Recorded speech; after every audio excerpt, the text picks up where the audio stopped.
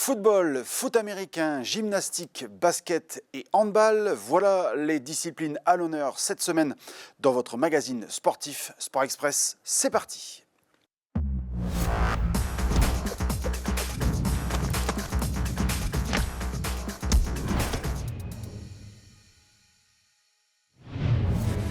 Salut à toutes et à tous, je suis ravi de vous retrouver une fois de plus sur ILTV pour votre tour d'horizon hebdomadaire des principaux résultats du dernier week-end. Et on débute ce tour d'horizon par le football.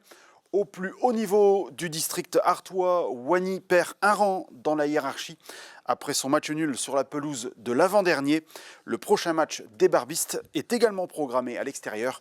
Ce sera chez le 10e Arnes. Dans le groupe B de cette même division, plantureux succès du Stade Héninois à Vermelles, 6-2.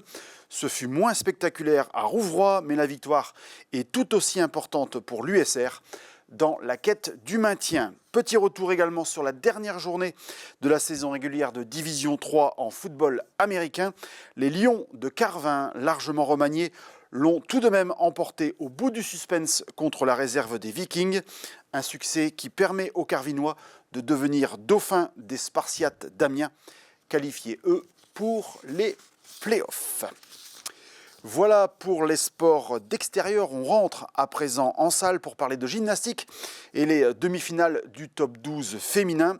Le club Enagim était en déplacement chez la solide équipe de Mérignac et les filles de Sophie Jovenet et Claire Dessin ont dû s'avouer vaincues au terme d'une belle performance d'ensemble. Score final 26-22 pour les Girondines qui disputeront la finale nationale contre Avoine.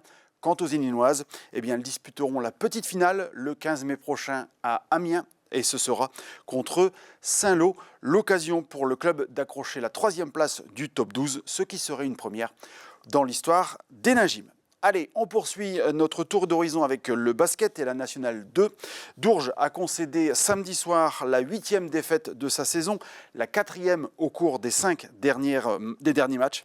La BCD recule à la 4e place du classement. Côté handball, malgré un bon début de match, Carvin était mené de 5 buts à la pause de son match à Vahani.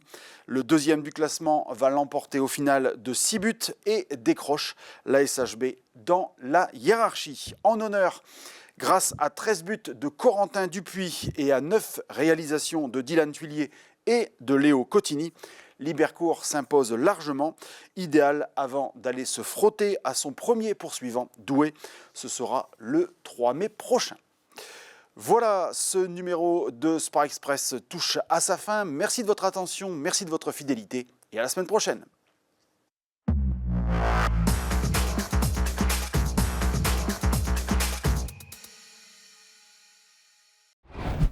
Sport Express, votre magazine sportif, tous les mardis à 11h30 sur ILTV.